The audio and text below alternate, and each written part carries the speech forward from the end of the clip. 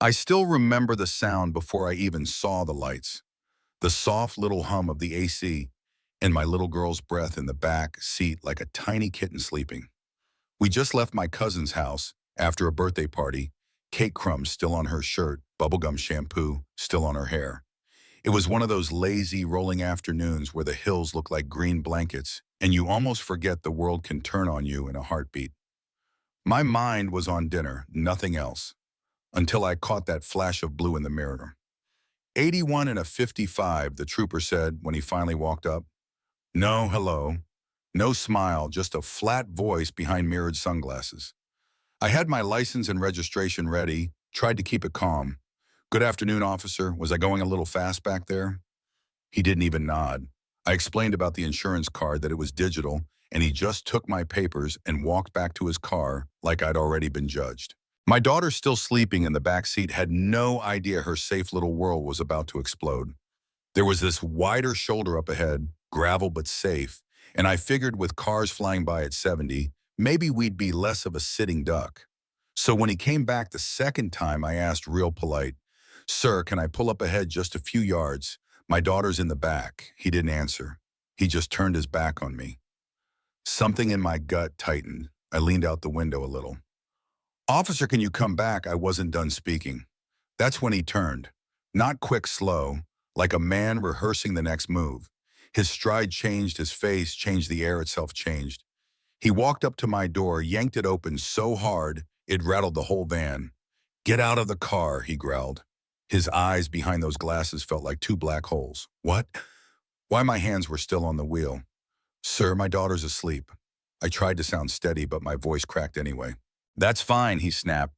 Get out now. Supreme Court says you gotta if I tell you." He reached in, grabbed my arm. That touch, cold and rough, jolted me. "Don't touch me," I said, instinctively pulling back. That was all he needed. He lunged in like he'd been waiting for that moment, hands fumbling for my seatbelt, his chest pressing against mine. "Put your hands behind your back," he barked. "I can't," my shoulder, but he wasn't listening. The seatbelt came loose, and with one hard yank, he dragged me out of the van and onto the gravel shoulder. My knees hit first, then my ribs. Hot asphalt burned through my shirt. In the back seat, my daughter's voice broke through the roar of cars and blood in my ears. "Daddy," she whimpered. It was the kind of sound that slices you open, a small voice realizing the world isn't safe. "Get on the ground," he yelled. "I'm already on the ground." I gasped. For what? For speeding, but he didn't hear or didn't care. His knee drove into my side once, twice, white pain exploding through me. He kept screaming, "Put your hands behind your back," but my arm was pinned under me, shoulders screaming from an old injury.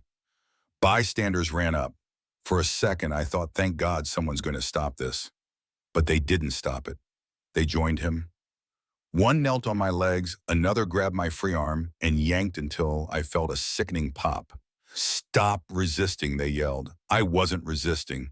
I was trying to survive. My daughter's cries were turning into screams. The cuffs went on tight, cutting into my wrists. The world went quiet like after a storm. The two men dusted off their hands and walked away like they'd just helped push a car out of a ditch. The trooper finally reached for his body cam after the bruises, after the humiliation. Then he knelt by me, voice smooth now, holding the camera close. "Smile," he said. "Smile for me." I stared at him, blood and sweat in my eyes. My daughter was sobbing in the car. This man wanted me to smile. "Say state police got me," he mocked. Minutes later, a stranger had my phone calling my wife like she was some babysitter. I lay there on the hot pavement, wrists cuffed, listening to him feed dispatch a pile of lies, reckless driving, resisting arrest, endangering my own child. Every word twisting the knife deeper. When my wife pulled up, it looked like a movie she never wanted to watch. Our red minivan on the shoulder door hanging open like a broken wing, blue lights flashing, our baby crying. She ran to me. "What happened?" She saw the marks on my face, my arms pinned behind me. The trooper standing there like a man who'd already written the ending. He gave her the official story, reckless, belligerent, necessary force. She looked at me, eyes saying she didn't buy a word. Then she saw the dash cam on the cruiser. She saw the body cam he'd clipped on after. She put it together. Her fear hardened into resolve right there on the side of that highway. Weeks later, she had the footage. We had a lawyer.